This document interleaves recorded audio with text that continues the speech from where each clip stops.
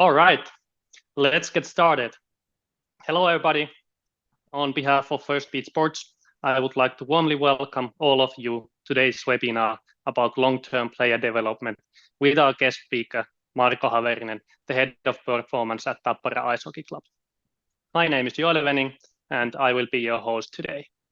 Before we get started, a few housekeeping items. The webinar is being recorded, and you will see the recording afterwards. The session is scheduled to last approximately 70 minutes, deviating from what was communicated earlier. Feel free to ask questions at any time using the Q&A box. We will go through some of these questions in the end of this webinar, and if we cannot cover them all, we will return to them after the webinar.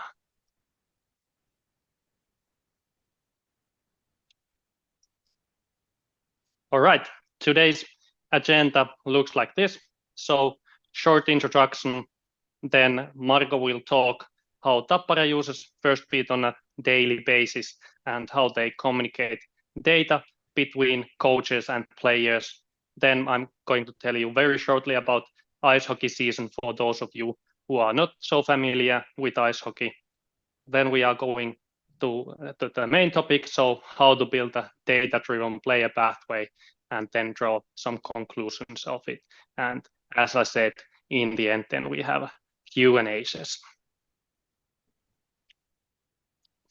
I would like to say some words shortly about Firstbeat. So Firstbeat has been a pioneer in the use of physiological analytics to improve sports performance for more than 2 decades. In addition to other ball sports, especially soccer, basketball, and football, we have a very high presence in ice hockey as well. Why is that?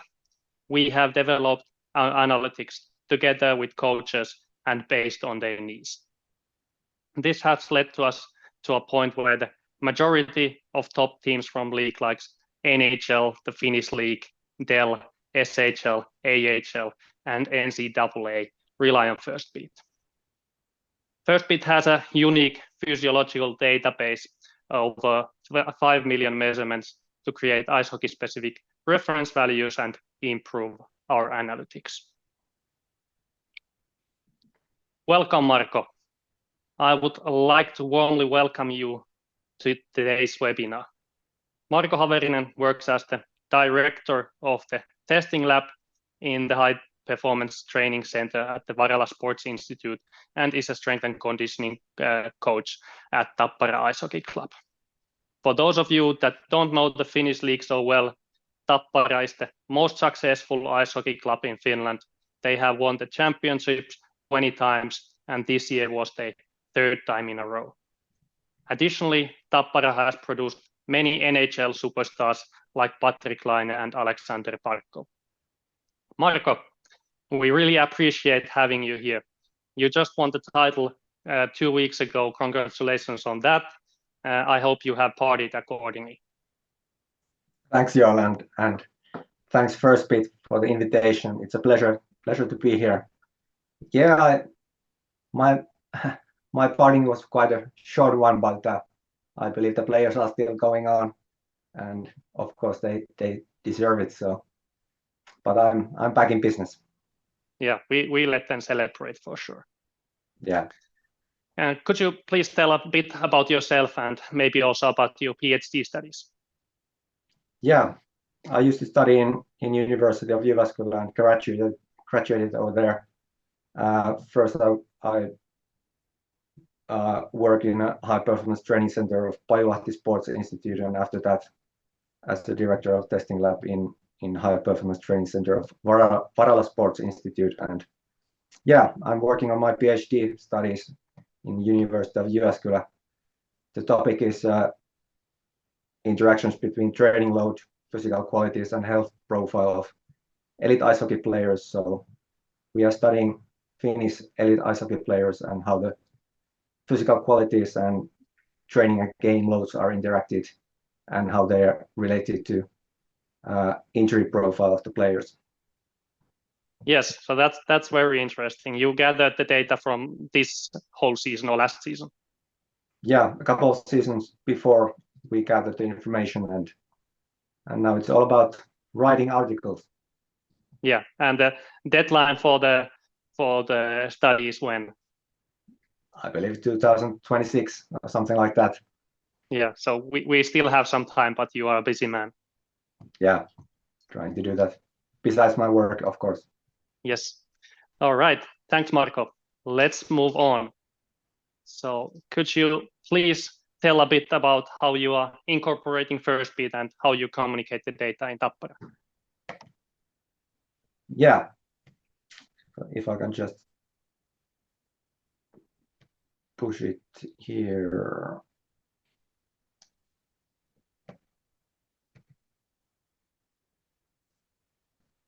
I believe the mouse is not working.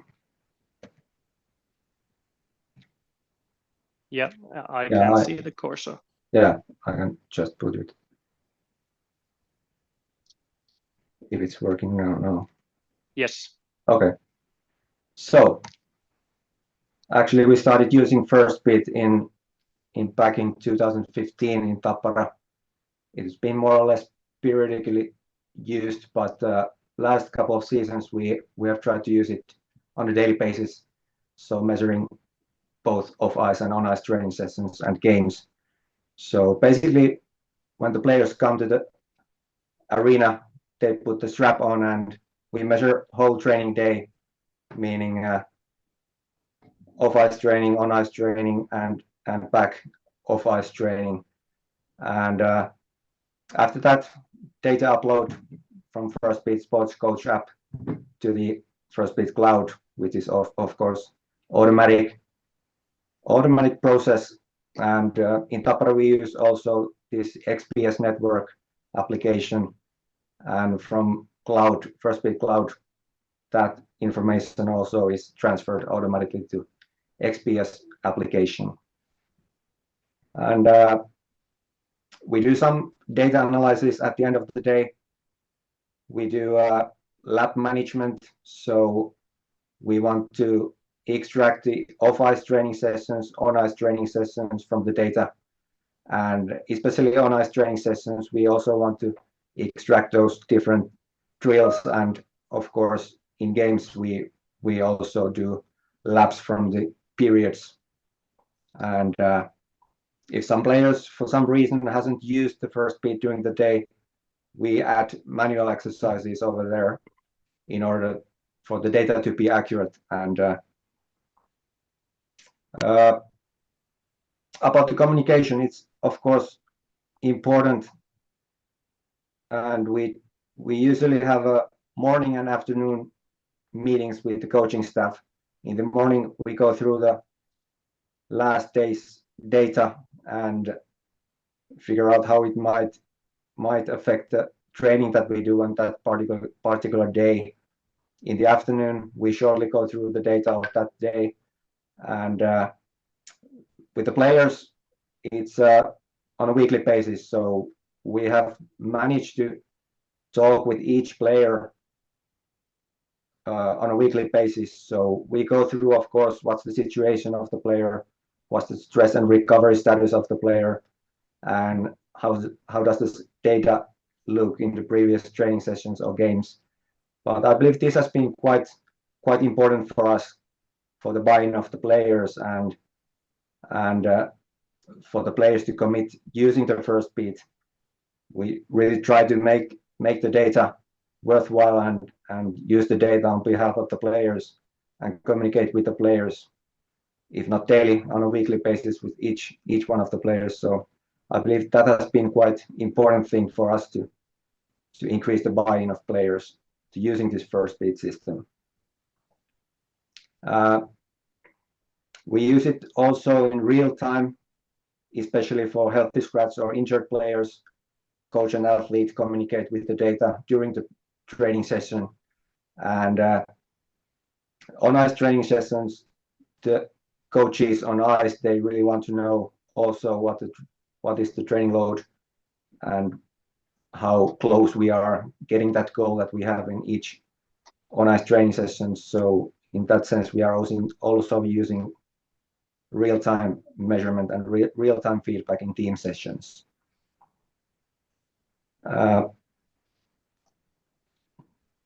After today, there's automatic training load report from cloud sent to coaching staff in case that we measure the on-ice training session and make a real-time measurement. In that case, when the coaching staff returns to the locker room, they already have a automatic PDF feedback of the session in their emails.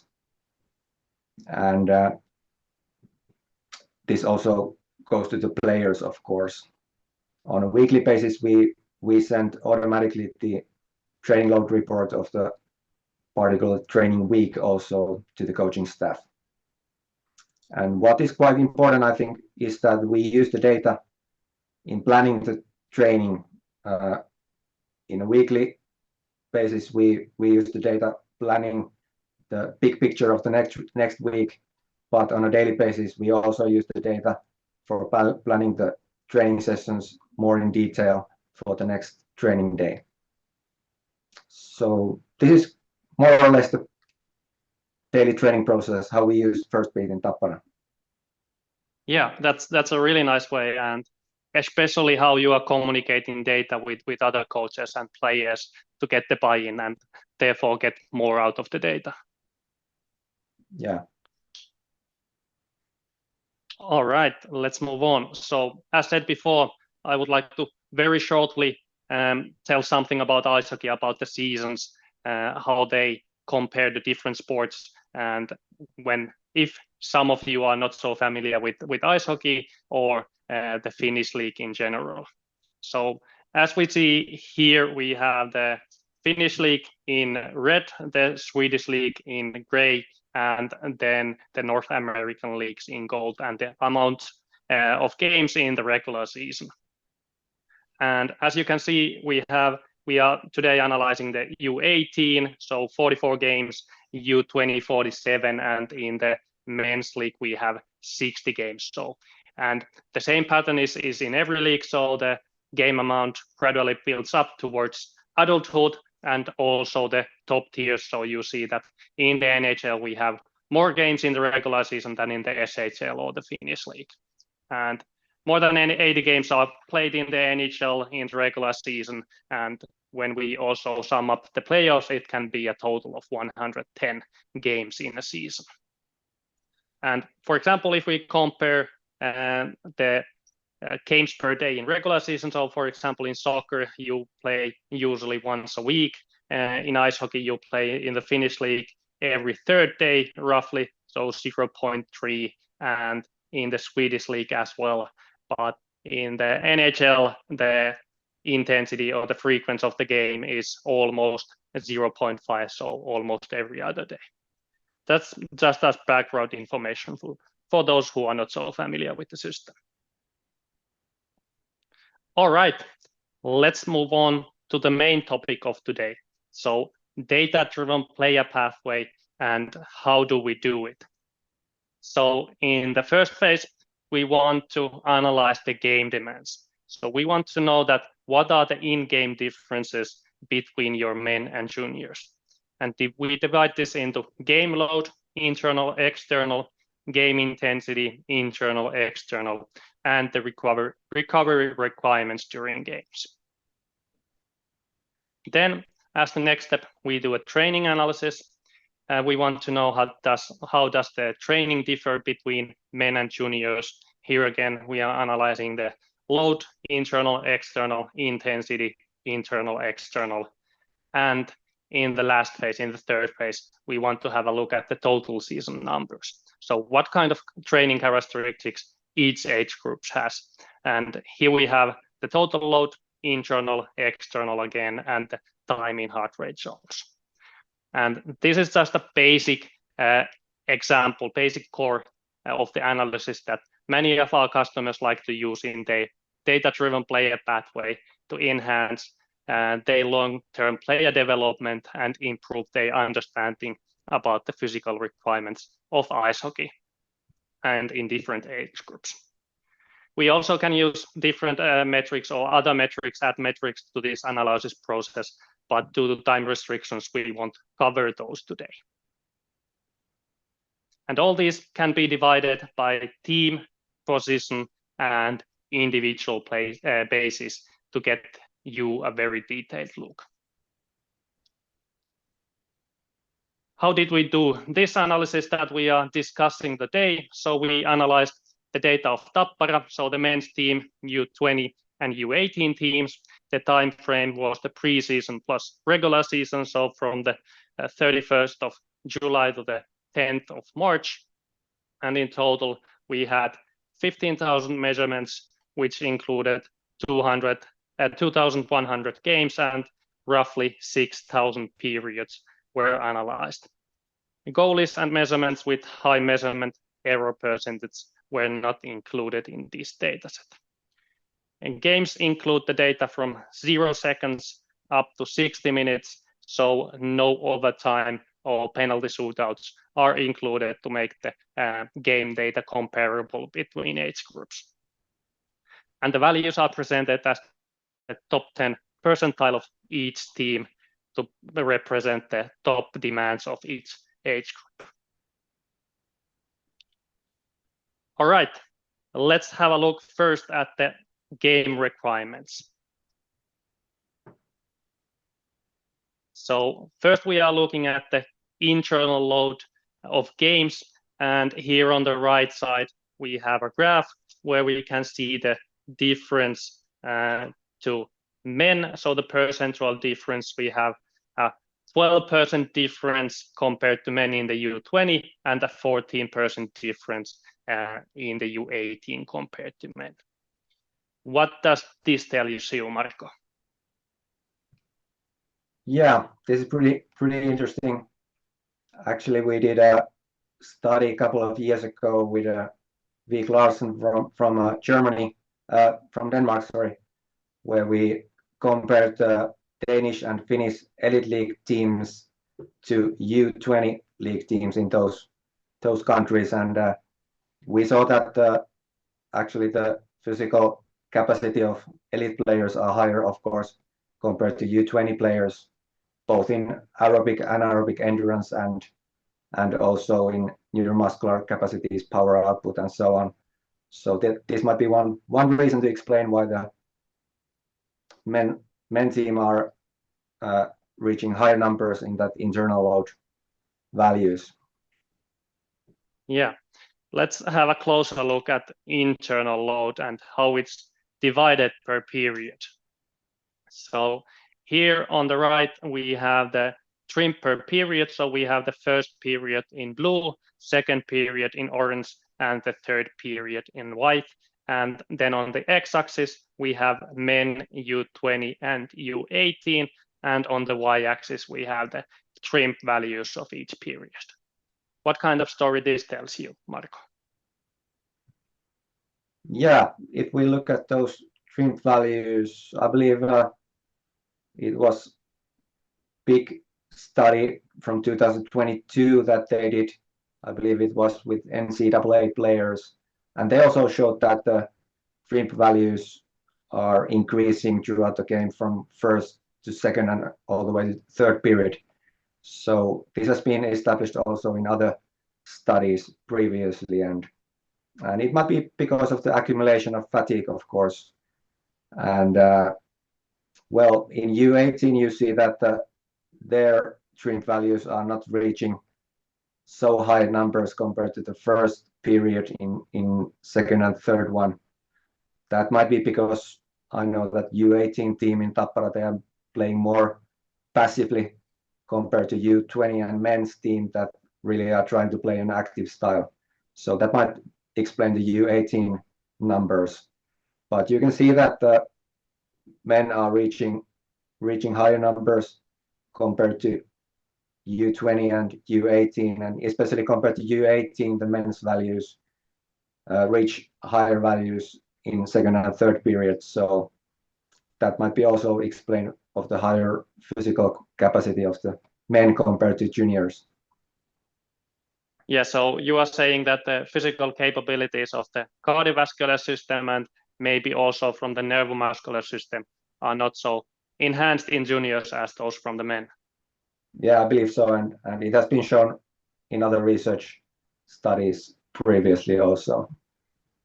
Yeah, so that's actually interesting that you can measure those outcomes that you have seen in research, that you also seen that in game data as well. Yeah, and of course we do also same tests in off-ice testing sessions for men U20 and U18, so we can see in our own off-ice testing also that there are quite a big difference in physical qualities between the age groups. All right, then we have now had a look at the internal load, so let's move on to the external load. And external load is a movement load, and it's the sum of x, y, and z accelerations, and it comprehensively quantifies the movement, the external work done in the session.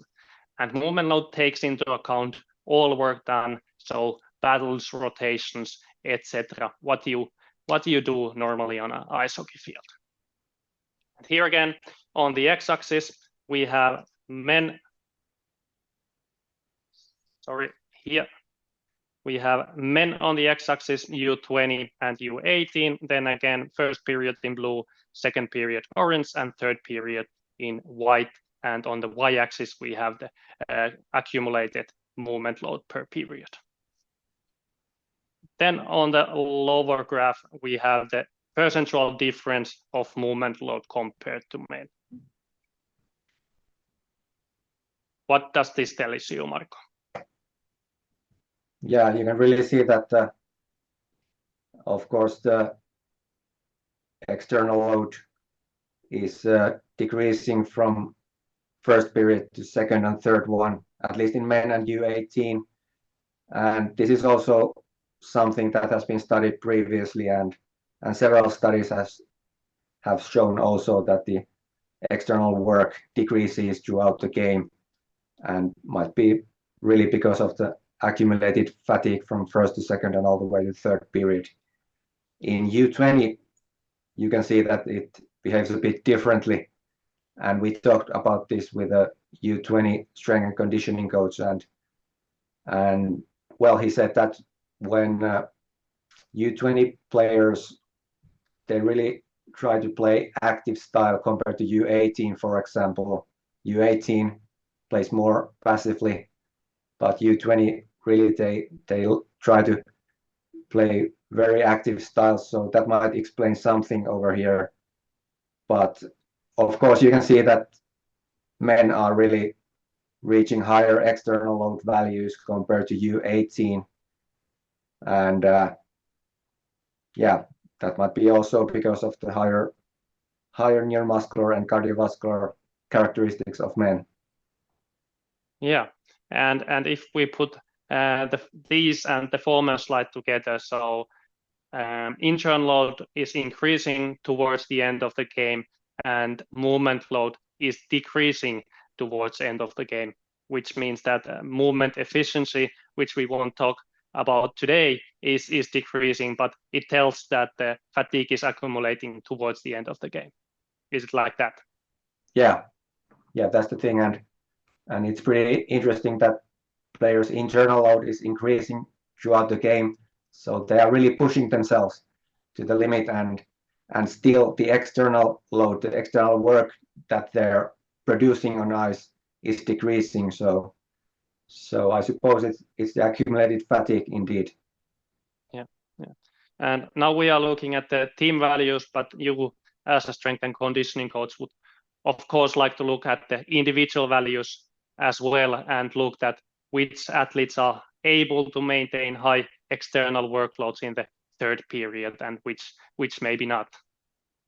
Yeah, that is true. There are some players that they have good aerobic and anaerobic capacity, and you can see that they are maintaining that external workload even though they are fatigued. But some players you can really show that the external work output is decreasing throughout the game. Yeah. All right, let's move on. So now we had a look at internal load and external load. So now we will look at the intensities. So let's begin with the external intensities. And we launched maximal intensity periods just this year, so in January this year, and it describes the maximal external intensity for different time periods. So the 5 to 10 second maximal intensity periods movement intensity describes the anaerobic alactic power output related more to neuromuscular characteristics like speed, power, and strength. And the 30 to 45 second MIP movement intensity describes the anaerobic lactic capacity related to cardiovascular system, related to cardiovascular characteristics. And here we have now analyzed 45 seconds, so from 5 to 45 seconds, which is an average ice hockey shift. And you can nicely see, so on the x-axis, we have the different time periods, and in blue we have men, orange U20, and then in white U18, and then on the y-axis we have the absolute values for the movement intensity. What kind of story this tells you? Yeah, of course, it's quite natural that when the time period that we look at the maximal intensity increases, the movement intensity decreases. So this is of course quite natural. But what is interesting is that the difference from men compared to U20 and especially compared to U18 increases when we go from 5 seconds all the way to 45 seconds. So this might be because of the neuromuscular capabilities, power, speed, strength. There are not so much difference over there, but once we go to 30, 45 seconds, you can really see that the difference increases, describing possibly that there is bigger difference in anaerobic capacity in favor of men. Yeah, that's a very interesting finding that you can clearly see from the data that it shows the difference between men and junior in the anaerobic capacity, which is quite natural in that way that it develops also in the adulthood more.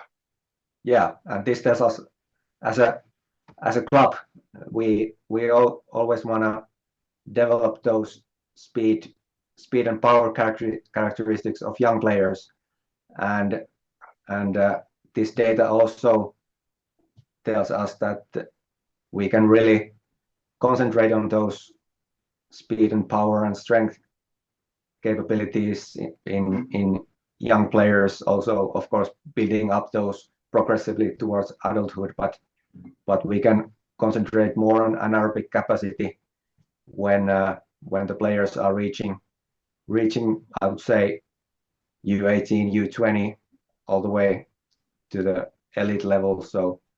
So I believe that first those power and speed characteristics and progressively, gradually increasing that anaerobic capacity training towards adulthood. Yes. So this data also gives you a confirmation that you are doing the right things when talking about training periodization in the youth teams. Yeah, I believe so, and also encourage us to do that kind of approach in strength conditioning. Yeah. If we look once more at the upper graph, so you as a coach would like to get the absolute values higher, the bars higher, but also you would have a smaller decrease in towards to the 30, 45 seconds periods. Is that right? Yeah, that's correct. And usually, for example, last season, we really tried to improve those speed and power characteristics and maximal strength in the first part of the off season, and we increased the medium part, meaning 15, 20 second long intervals all the way through the end latter part of the end of season. So actually the 30-45 second anaerobic capacity area we only introduced in the pre-season, trying to improve that area before the in-season started. All right. So could you say that you would divide the graph roughly into 3 sections in the off season and pre-season, and then you are concentrating of each of those parts to improving those? Yeah, of course, that's the big picture, that improving that 5-10 second high power output speed area throughout the off season, but it is emphasized in the first part of the off season in May and June, and that speed endurance type of anaerobic training we introduce bit by bit, and trying to reach out the 30-45 second intervals that really mimic the real shift in games in pre-season, and in that sense be ready when the in-season starts. Yeah, that's interesting. All right, let's move on. Do you see actually the drawing still on the screen? Yeah, I did, but yes, just a moment, so I will get those away. Yeah. Sorry for the hassle, August. We will be right back. Yes. So now I suppose the screen is shared again. Yeah, it is. Good. Let's continue with the maximal intensity periods of movement intensity. So on the upper graph, we see the difference to men still, and on the lower graph, we have a skating test 10 times 20 meters from the Finnish Ice Hockey Federation, and here we have the skating time on the y-axis and then different age groups on the x-axis. What does this tell you? Yeah, this is a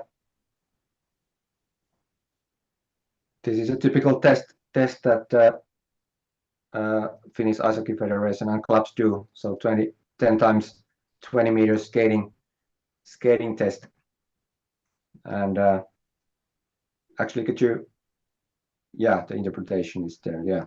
So you can see that there is it lasts about 40-45 seconds, describing the anaerobic capacity demand of the actual ice hockey shift, and you can see that the difference between men and U20 is around 5%, and U18 7%. So this tells us maybe that there's really a gap between U20 U18 junior players in this anaerobic capacity capability, and it is reflected also in the game. Well, in the game you see that U18 is actually around 7% lower results, and U20 is something 12% or so. So the other way around. So U18 bigger. Yeah. U18 12%. So sort of on ice specific test 10 times 20 meters explains something about the difference also shown in games. Yeah. So when we compare these data, so is it in that way that the test represents the game data, game demands, and the actual data represents the test? Yeah, I think so. That we need that game data. Of course, it's hard to measure the physical performance of a game. The closer the scoreboard you are, the harder it's to measure, I think. But you can really gather data from game situations and see how it's compared to the on and off ice performance tests. Yeah, and if we look at the differences, as you said, so do you think that there is a phenomenon, so like you said, that the difference in U18 to men is 7% in the test itself, and when we look at the game values, so it's 13%. So is there a phenomenon that actually the game values in men are bigger than in juniors or compared to test results? Yeah, it seems like that. And of course, if we think about off-ice performance test, or in this case, on-ice performance test, they only tells us something, but the game itself is something else. Of course, there's this opponent who tries to prevent you from scoring, and there are situations that you really cannot train so well or test so well. So game is game and test is test, but there seems to be some correlation. Yeah. So if you would have to select one, what would you select? On-ice testing, off-ice testing, or measuring games? That's a good one. Of course, they tell a bit different stories. I would say that you need off-ice tests to sort of figure out what is the basic general capacity of the players. You need also on-ice testing to figure out what is the game specific qualities of the players, but indeed you need also game analysis and game data to see how those off-ice performance and on-ice ice hockey specific tests correlate to the game itself. So we need all of those. They tell a bit different story, but if I have to select one, maybe it's the game data, because that's what it's all about, playing. Yeah. Of course, you need those on-ice and off-ice test max squats and counter movement jumps and so on. But the game data really tells you about the physical needs, the physical performance in the game itself. Yeah, that's right. All right, and then we had a look at the maximal intensities per external intensity, and let's have a look at the maximal intensities. Let's still be talking about the external intensities. So about movement intensity, 30 seconds, and now we have the periods. So first period, second period, and third period. And on the x-axis, we have the men U20 and U18. What does this tell you? Yeah, could you pass on the next text over there? Yeah, thanks.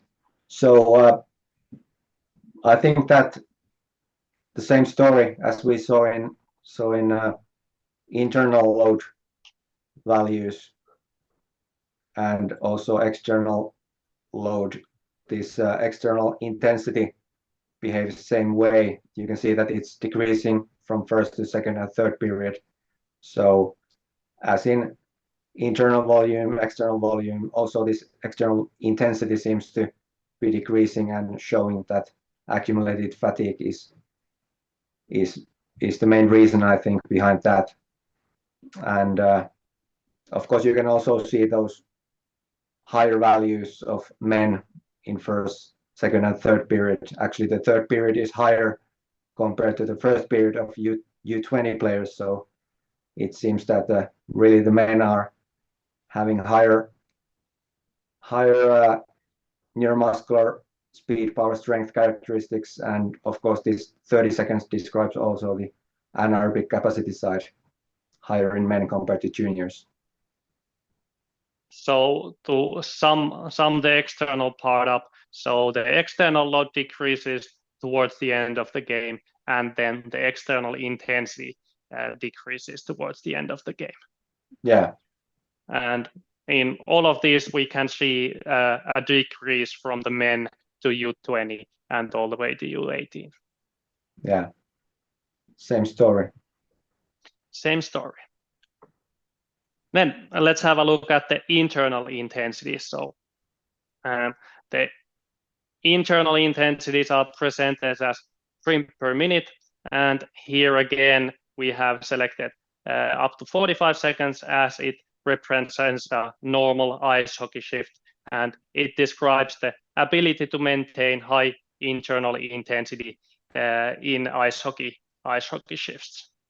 and those demand a high level of anaerobic capacity. On the x-axis, we have the times, and then in blue, men, orange U20, and in white U18. And here the percentual difference compared to men. Yeah. What do you say about this? Yeah, you can really see the accumulated fatigue over there. Actually, yeah, this is not periods. Yeah, this is average result. Well, there's a quite big difference in men compared to U20 and U18 players, and might be really because of the anaerobic capacity side, but also 30 and 45 seconds interval, as you know, it is also affected by the neuromuscular characteristics, speed, power, and maximal strength. So also those high power output capabilities are reflected here, I believe, not only the anaerobic capacity side. Yeah, for sure. So now we had a look at the internal load, external intensity, internal intensity. What does it look like in games? And next we will move on to the recovery requirements of games. So we have a metric called heart rate recovery. It was launched just last summer, and it calculates automatically the maximum heart rate recovery for any given time period. So here we have an example where the heart rate has recovered from 168 beats to 146 in a 30-second time period. So that's at 22 degrees, a maximum of 22 beats. And we also provide the relative values to the maximum heart rates, which makes the heart rate recovery comparable between athletes.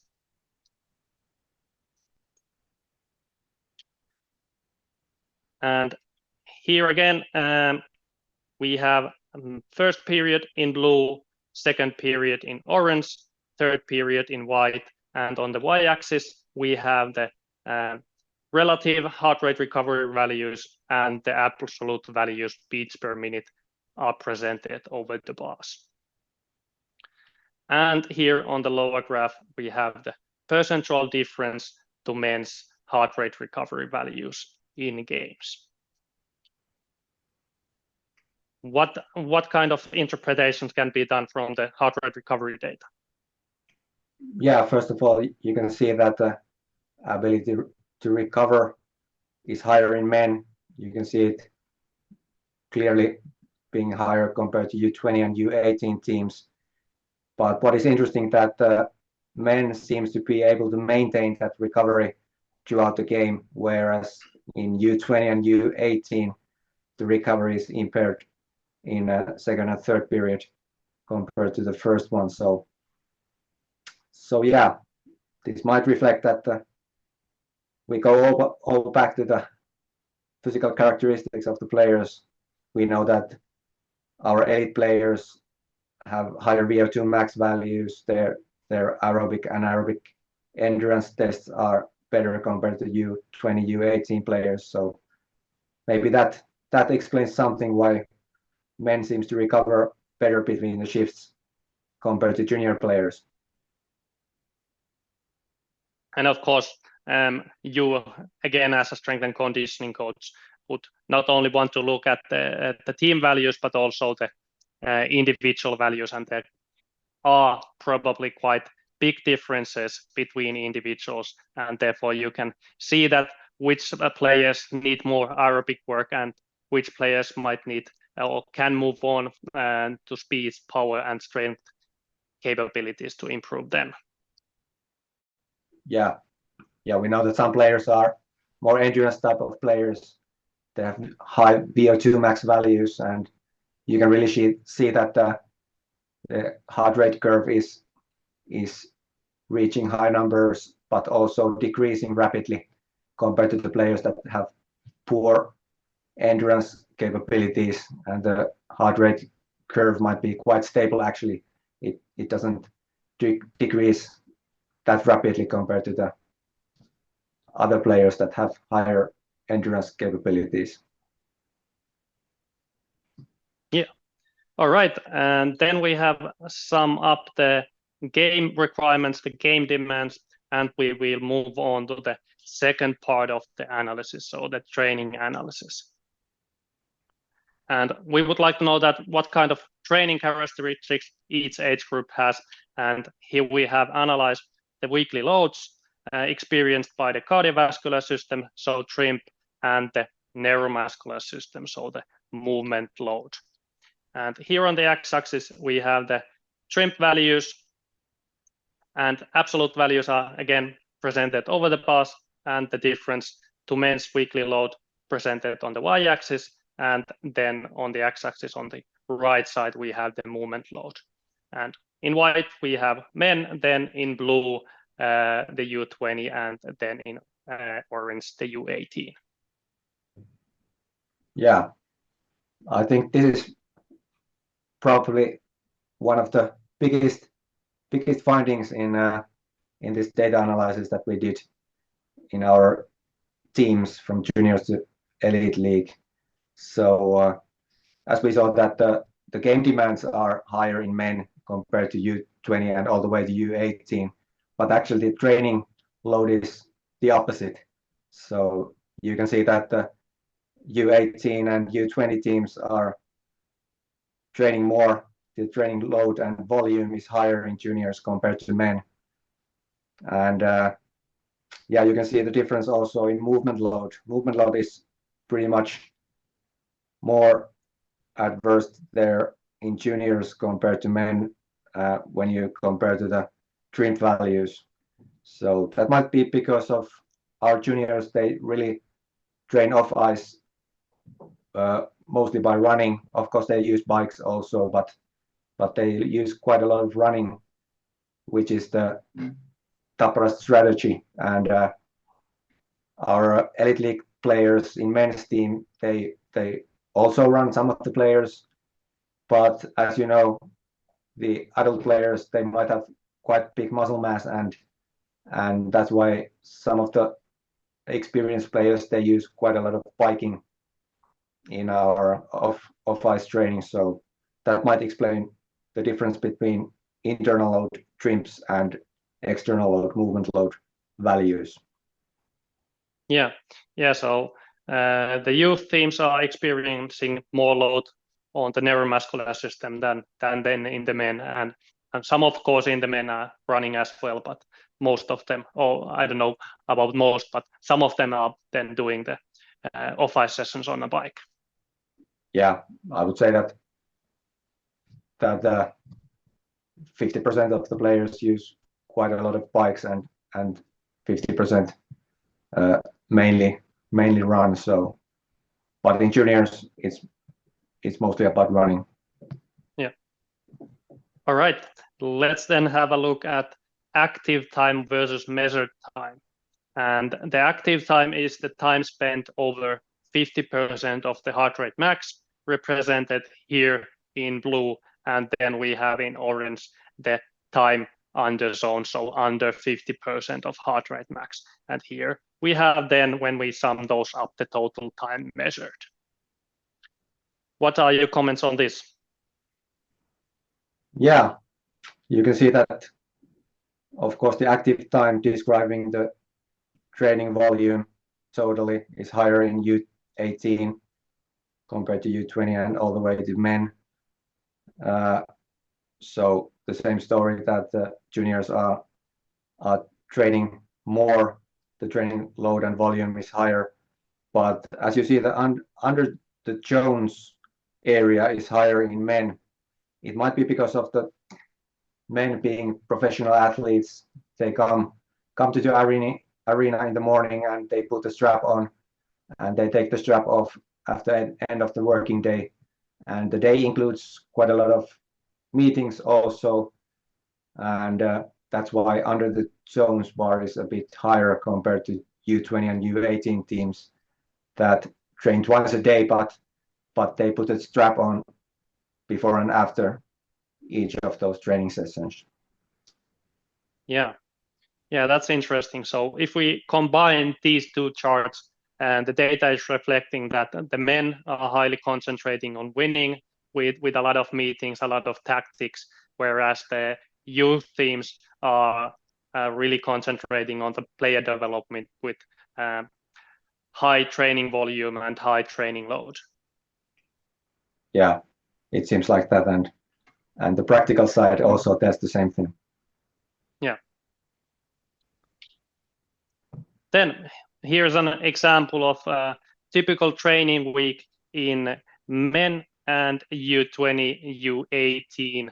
And here we have shrimp bars in orange and in violet, movement load bars, and the highlighted numbers weekdays are presenting match days on that particular week. Yeah, we selected typical training and game weeks from February, so you can see that all of the teams played on Friday and Saturday, but you can really see the difference how the training week is structured. In men's team, the training sessions are not so high compared to game days. You can see that there's a big difference between training day and game day, whereas in U20 and even U18, you see that actually the highest training days are harder in the sense of training load compared to the game days. And you can see that men's team are really periodizing the training. You have harder training days, in this case on Monday, Tuesday. You have quite an easy day on Wednesday, and then building up towards the game Friday and Saturday. Whereas in juniors, U20, U18, there are no so big differences between the training days compared to the game days. So there's a big difference, I think, how the training week is constructed in these teams. Yeah, so this weekly periodization also tells the same story as the slide, the former slide. So men are concentrating on winning, and the youth teams are concentrating on high training loads. Yeah, and the development of the young players. So yeah, that's the difference between the teams. Yeah. Then here we have a calendar view of the Sports Cloud. So here again, men, U20 and U18, and the games are highlighted here as well. Yeah, you can see that in Finnish competition system in ice hockey, it has been staged that U20 and U18 teams, they play on Friday, Saturday, and Sunday. So 2 games a week in the weekend. And of course, in men's league, the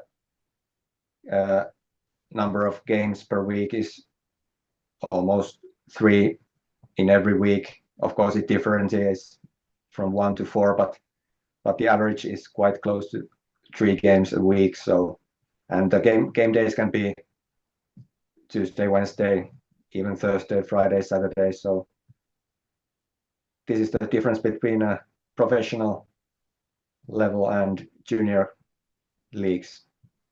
Yeah, it's quite nice from the Finnish Ice Hockey Association that they have stated that Friday, Saturday, Sunday are the game days, and on the other weekdays you can concentrate really on the player development.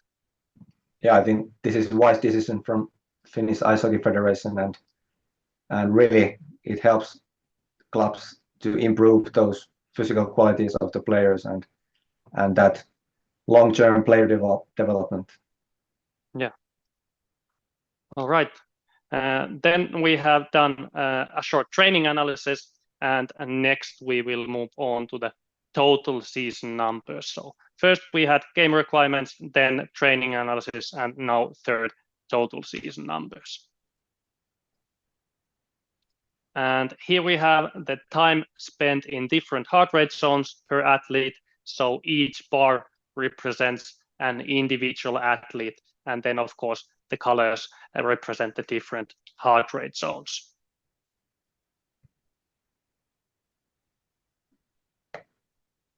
Yeah, Yeah, you can see there's a bit of a variation between the players, but usually these players with a higher amount of training volume, they are younger players, either U18, U20 players, or younger players in men's elite team.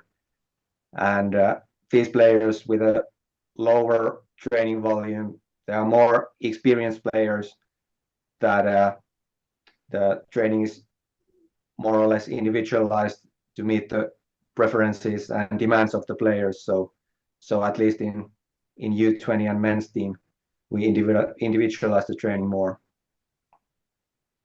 Yeah, I think we can see the same story on the next slide as well.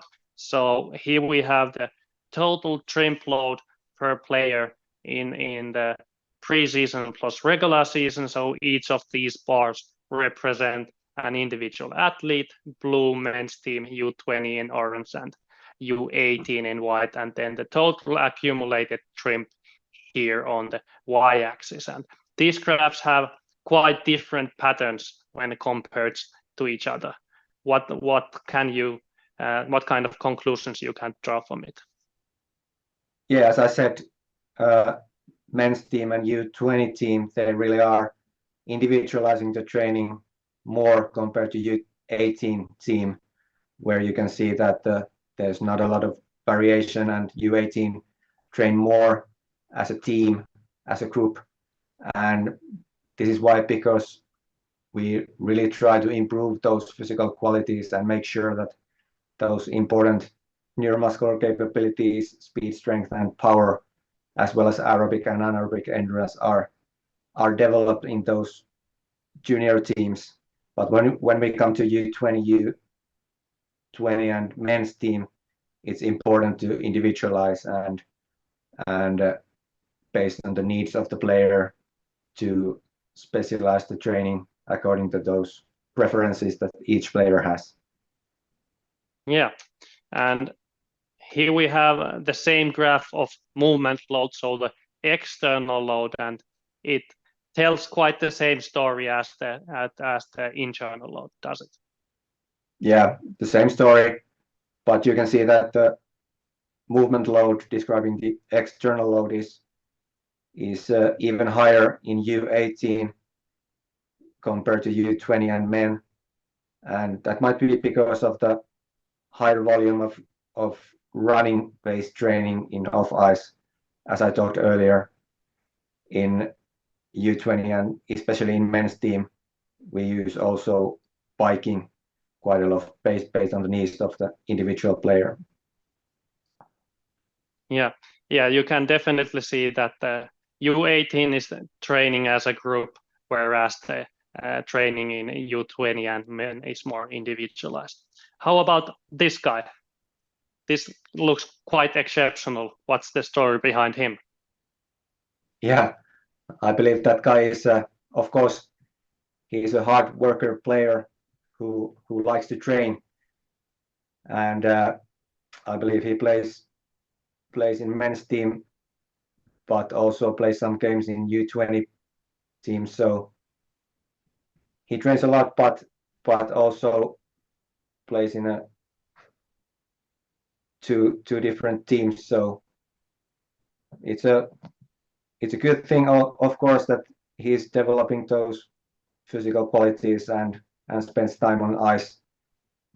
But of course, it's a challenge, of course, to manage that training load that is high for him. Yeah, usually the training load is accumulating towards those that play in two teams. Yeah, that's true. Yeah. All right, then we have analyzed the game demands, the trainings, and the total season numbers, and now it's time for a conclusion. So let's see what we have here, beginning with the overall game characteristics. Yeah, we saw that men have higher overall internal load in games compared to juniors. So trimp describing the internal volume and also trimps per minute describing the internal intensity was higher in men. So of course, also the external intensity, movement intensity from 5 seconds to 45 seconds was higher in men compared to U20 and especially compared to U18 players. So it seems that there are really differences in the external and internal load and intensity in games between men and juniors, and this might be because of the higher physical qualities of men. Yeah. All right. Then fatigue during game. Yeah. What? Yeah. It was interesting. We saw that the internal load, meaning dreams, they increased, and the external load and external intensity also decreased from first to second and all the way to third period. So increasing internal load and decreasing external load and intensity, they might be because of the accumulated fatigue during the game. And we also saw that the men had a higher ability to recover during the game, and they were able to maintain that high recovery throughout the game, whereas in juniors, the ability to recover was lower, and also it decreased throughout the game from first to third period. So this might also because of the higher aerobic, anaerobic characteristics of adult players. Yeah, and as I have said many times before, now we have analyzed the team level values, but of course you want to have a look at the individual values to individualize the training as much as possible. Then what kind of conclusions we can make out of the training data? Yeah, this was interesting because the game loads were higher, whereas the training loads were opposite. Juniors had higher training volume, both for internal load and external load than adults, even though the game demands were opposite in favor of men. So yeah, the difference in external load, it might be because of the higher amount of off-ice training, especially running in juniors compared to men. And there seems to be quite a lot of variation between the players in men and also in U20 teams, but especially men. So this might be really because of the individualized training according to players' preferences and needs. Yeah. Then what's your take-home message? Yeah, if you think about Firstbeat system, it seems that you really need to have a broad spectrum of those parameters in order to make decisions. So you need internal load parameters, but you also need external load parameters. And internal load, trimp describing the internal volume, and trims per minute in 30-second time interval describing more the internal intensity seems to be quite good parameters for ice hockey. And for external side, of course, also external volume, which is described from movement load parameter, and external intensity described by a maximal intensity period of movement intensity in 30-second time interval. Those might be good numbers for external load. And also we saw that in the recovery side, that heart rate recovery parameter from 30-second interval might be good number for ice hockey also to describe the capability to recover during on-ice sessions and games. And yeah, really, you can see that the game demands, both internal and external volume and intensity, are higher in men compared to juniors, possibly because of the higher physical capacity as we saw. However, the training volume was the opposite, that juniors had higher training volume compared to men. And I think that this all of this data analysis that we did tells us that you really need to increase the training loads progressively in juniors to improve that physical capacity of a young ice hockey player to meet the higher demands that we saw exist in elite level games. Yeah, I think this is a very nice conclusion about the data, about your data, about the Tappara data, and really nicely sums up that what kind of metrics should be looked at when especially talking about ice hockey. Yeah, this really helps us, our teams, and our club also to introduce that strategy into real life practices. And thank you, Joel, also for this data analysis that has opened our eyes and helped us to construct our training accordingly. You are welcome. Always happy to do that.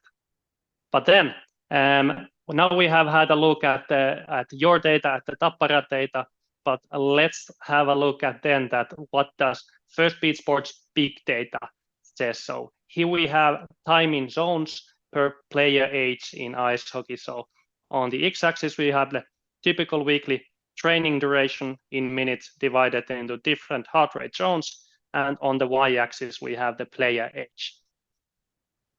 How does this compares to your data and literature?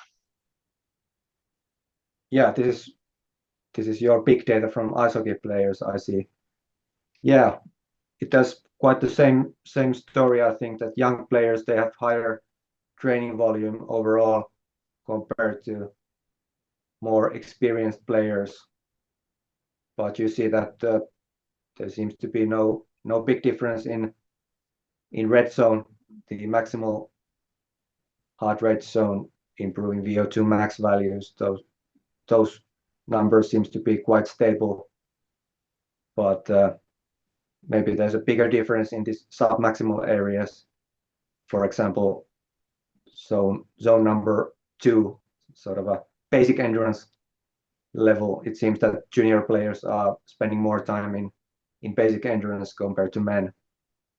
But this is pretty interesting, and you can see the trend, same kind of trend that Tappara had as a club. Yeah, that's really interesting that our big data asset is reflecting also your club's training, and we can derive different graphs from it, how different leagues, how different sports are training in general. Yeah. All right, now it's time for questions. Let me open the Q&A box. Yes.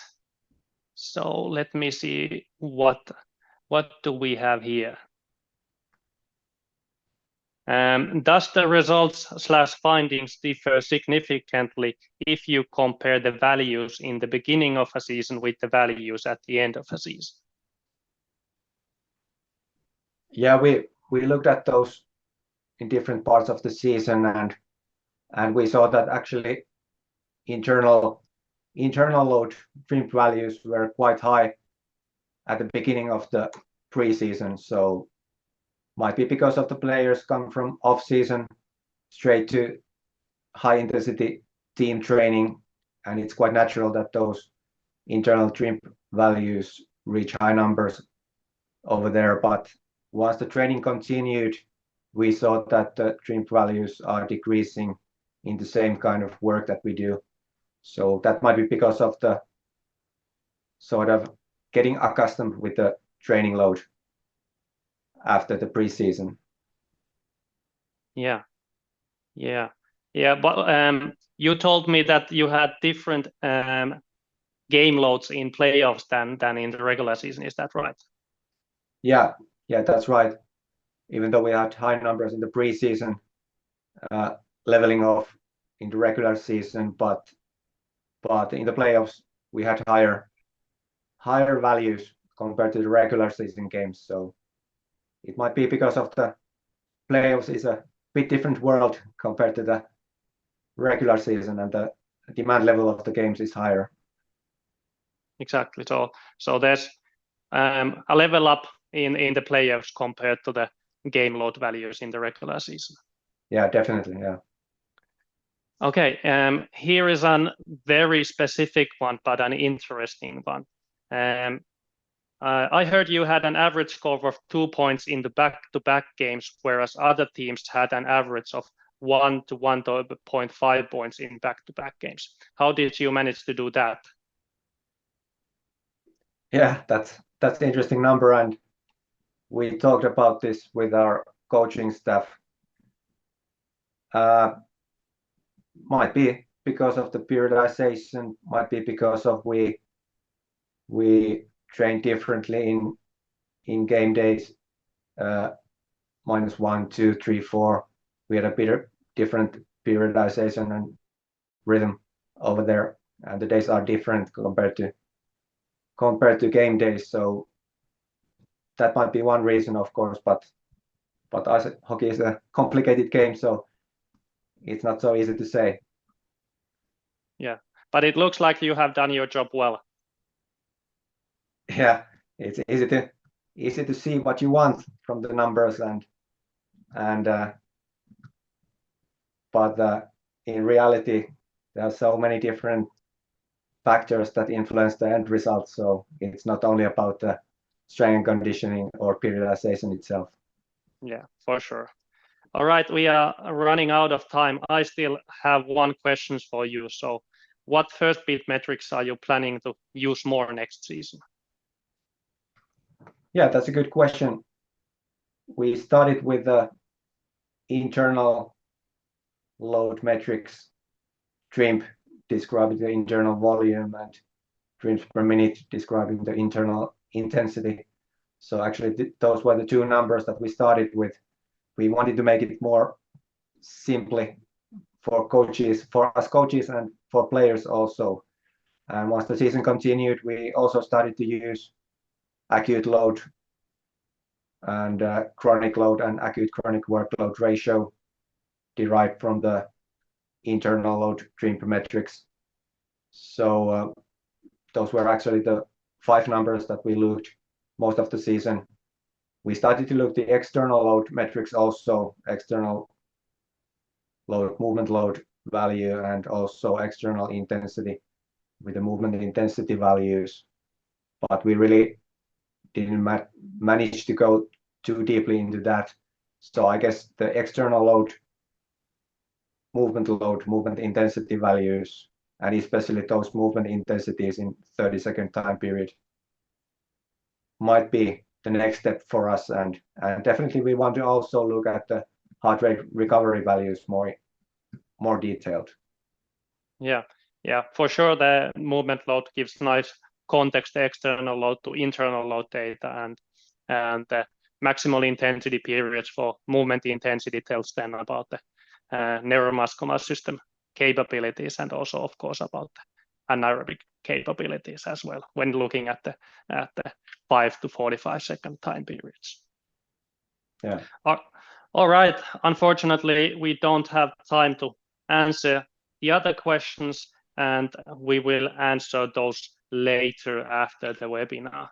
At this point, here are the references that were stated in this webinar, and we would like to thank you. You can contact Marko via email or then via LinkedIn. Marko is surely happy to get in contact with you and share thoughts. And we would like to thank you, our guest and our guest speaker. If you have any questions, don't hesitate to contact our team, or if you would like to have similar analysis as well from your club, we are happy to do that. If you want to contact me personally, you can contact me, send a contact request in LinkedIn, or write me a message at joel.wenning@firstbeat.com. And of course, take Firstbeat social media in the following. All right. Thank you, Marko, for the really interesting insights. We really appreciate your time, and I guess we keep in touch. We'll keep in touch. Thanks, Joel and Firstbeat. It was a pleasure. Thanks, Marko. Have a nice day. You too. Bye.